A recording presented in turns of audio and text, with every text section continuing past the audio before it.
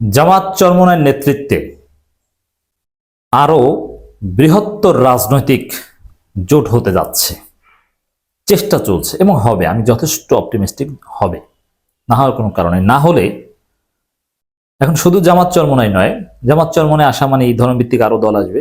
তবে এখানে এই আলোচনায় আজকে যেটা স্পেশালি আপনাদেরকে জানাতে চাই, ধর্মভিত্তিক দলের বাইরেও, এটা আমি আগে বলি, শুধু ধর্মভিত্তিক দলগুলোকে নিয়ে জোটের পক্ষে আমি নই। ধর্মভিত্তিক দল থাকবে, সেখানে অন্যান্য দলও থাকবে, জাস্ট একটা নির্বাচনী জোট, কোনো ইসলামী বা ধর্মীয় ঐক্য নয়, একটা নির্বাচনী ঐক্য। এখানে নির্বাচন, ভোট এগুলো ছাড়া কোনো কথা হবে না। এখানে আকিদা এইসব বিষয়ে কোনো কথা হবে না, জাস্ট ভোট এক বাক্স।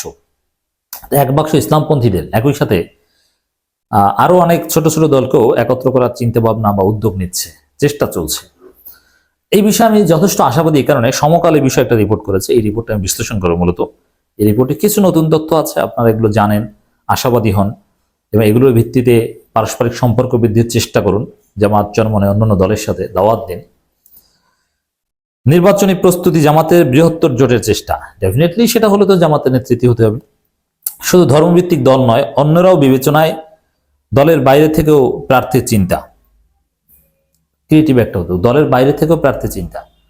জামাত দাঁড়িপাল্লা প্রতীকে কিছু লোককে নমিনেশন এবার দিতে পারে, তার মধ্যে 2-4 জন হিন্দু থাকতে পারে, দাঁড়িপাল্লা প্রতীকে নির্বাচন করবে।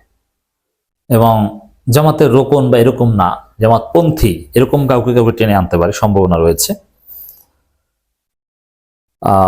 এখন জামাত চরমনাই বা ইসলামপন্থীদের জোট নিয়ে আমি এত আশাবাদী কেন? হ্যাঁ, চরমনাইয়ের পক্ষ থেকে যদি কোনো জামাতের আকীদা নিয়ে কোনো কথা বলা হয়, আমি ঠিকই ঝাঁপিয়ে পড়বো, কোনো ছাড় হবে না। এই ঝগড়া চলবে, কিন্তু নির্বাচনী মাঠে কাঁধে কাঁধ মিলিয়ে একসাথে যুদ্ধ চলবে। বিএনপির বিরুদ্ধে নির্বাচনী লড়াই কাঁধে কাঁধ মিলিয়ে চলবে। আবার আকীদাগত ইখতিলাফি মাসালা নিয়ে ঝগড়াও চলবে, ওটা অনিবার্য, ওটা এড়াতে পারবেন না। ওটা ধামাচাপা দেওয়ার চেষ্টা করলে আবার আরেক সমস্যা। বাস্তবতা মেনে নিয়ে অভ্যাস করতে হবে যে না, আমাদের মধ্যে ইখতিলাফ থাকবে, কিন্তু তারপর আমরা ঐক্যবদ্ধ। প্রয়োজনে দিনে ধাক্কাধাক্কি হবে, সন্ধ্যার সময় আবার একসাথে চা খাবো। বিএনপি আওয়ামী লীগের রাজনৈতিক সফলতার একটা কারণ কিন্তু এটা। বিএনপি আওয়ামী লীগদের মধ্যে গ্রুপিং 5 গ্রুপ 6 গ্রুপ, সভাপতি গ্রুপ, সেক্রেটারি গ্রুপ, কিন্তু আসল জায়গায় কিন্তু সবই এক। তো এরকম এটা নাজায়েজ নয়, যেমন সাহাবীদের মধ্যে এরকম বিভিন্ন গ্রুপিং ছিল, কিন্তু মৌলিক জায়গায় সবাই এক ছিল। এই বাস্তবতা মেনে নিতে হবে। ইসলামপন্থী জনতার যে প্রত্যাশার পারদ যে না এবার ঐক্যবদ্ধ হতেই হবে, 24-এর বাস্তবতা সম্পূর্ণ ভিন্ন। এই 24 পরবর্তী এই নতুন বাংলাদেশে যদি জামাত চরমনাই বা যে হাইপ তৈরি হয়েছে, এই হাইপের পরও যদি সব ঐক্যবদ্ধ হতে না পারে, তাহলে বাংলাদেশে ইসলামপন্থী রাজনীতি ধ্বংস হয়ে যাবে। ইসলামপন্থী দলগুলোর উপর কেউ কোনো আস্থা রাখবে না, যে না এই হুজুররা কোনোদিন এক হতে পারবে না, এরা অন্যের পা চাটবে, অন্যের আঁচলের নিচে যাবে, এদের রাজনৈতিক কোনো ভবিষ্যৎ নেই, জনগণ মুখ ফিরিয়ে নেবে। অতএব এই ভয়ঙ্কর পরিস্থিতি থেকে বাঁচার জন্য হলো জামাত চরমনাই সহ বৃহত্তর জোট অবশ্যম্ভাবী, নাহলে চরমনাই ধরা খাবে, জামাতও ধরা খাবে। অতএব এক প্ল্যাটফর্মে আসতেই হবে, কোনো বিকল্প নেই। নেতারা আপনাদেরকে বলে দিচ্ছি, আপনাদের পদ পদবী রাজনীতি কিচ্ছু থাকবে না আপনারা যদি এবার ঐক্যবদ্ধ হতে না পারেন। আপনাদেরকে মানুষ তুচ্ছ তাচ্ছিল্য করবে, ট্রল করবে। আপনাদের হাজার লক্ষ লক্ষ নেতা এরা তরুণদের নতুন দলে জয়েন করবে, বিকল্প রাজনৈতিক চিন্তা করবে, যদি আপনারা এবার ঐক্যবদ্ধ হয়ে ফলাফল ভালো করতে না পারেন। ঐক্যবদ্ধ হলে ভালো ফলাফল। এই 24-এর বাস্তবতার পর আপনাদের বিরুদ্ধে 71 কেন্দ্রিক প্রচারণা ছিল, এখনো আছে, যদি ওগুলোর হালে পানি পাচ্ছে না। এত সুন্দর সময় যদি আপনারা কাঙ্ক্ষিত ফলাফল অর্জন করতে না পারেন আপনাদের রাজনীতি, অতএব সিরিয়াসলি নেন।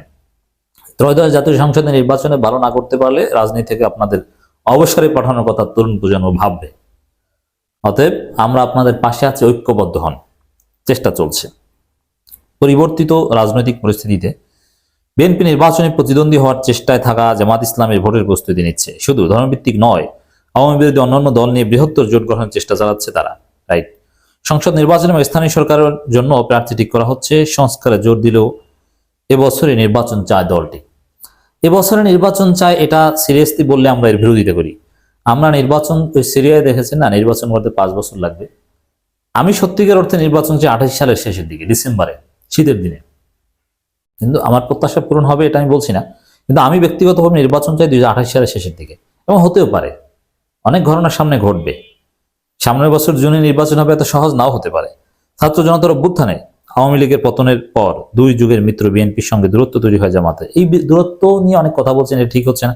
না, এটা শতভাগ ঠিক, এটা উচিত, এটা অনিবার্য, এটা কেউ ঠেকাতে পারবেন না। আওয়ামী লীগ না থাকলে সেখানে বিএনপি জামাতের মধ্যে ফাড়াফাড়ি লাগবে, এটা অনিবার্য, হতেই হবে।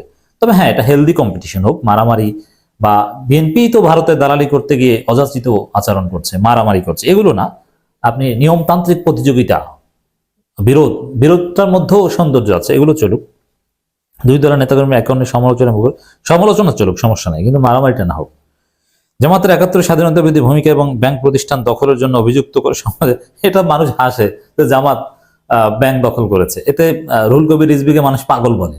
জামাত নাকি ইসলামী ব্যাংক দখল করেছে, নিজের ব্যাংক সেটা নাকি জামাত দখল করেছে। তো এতে বিএনপির অবস্থাটা কি, সুস্থতা নিয়ে প্রশ্ন তুলছে। 5 আগস্টের পর চাঁদাবাজি দখলবাজির জন্য বিএনপি সমালোচনায় মুখর জামাত নেতাকর্মীরা। শেখ হাসিনা পতন ঘটানো অভ্যুত্থানের সূত্রপাত করা ছাত্র নেতৃত্ব নতুন রাজনৈতিক দল গঠনের প্রস্তুতি নিল। আওয়ামী লীগ ফিরতে পারবে না ধরে নিয়ে বিএনপি ও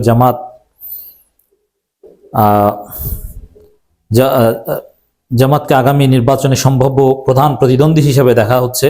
তবে সব দলের নেতারাই মনে করছে সময়ের সঙ্গে পরিস্থিতি বদলাতে পারে। নির্বাচন কখনো কোন পরিস্থিতি হবে তা নির্ভর করবে আওয়ামী বিরোধী দলগুলো ভোটের মাঠে কেমন সম্পর্ক থাকবে।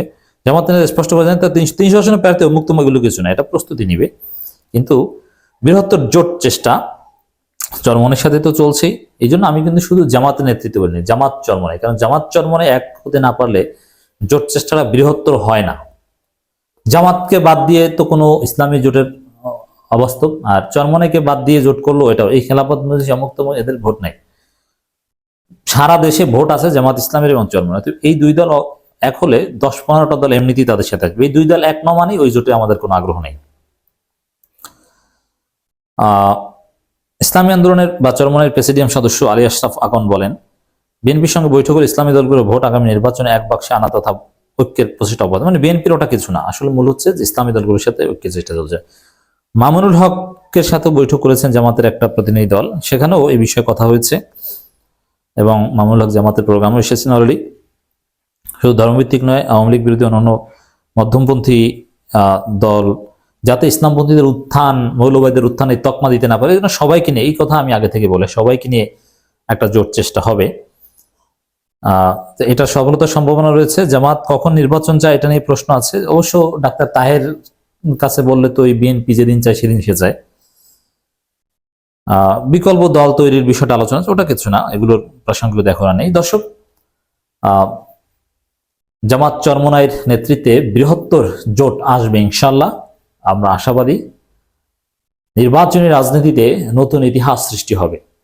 ওই ভোট মানে বিএনপি আওয়ামী লীগ, বিএনপির সাথে কে জিতবে তা না, সব হিসাব নিকেশ চেঞ্জ হয়ে গেছে।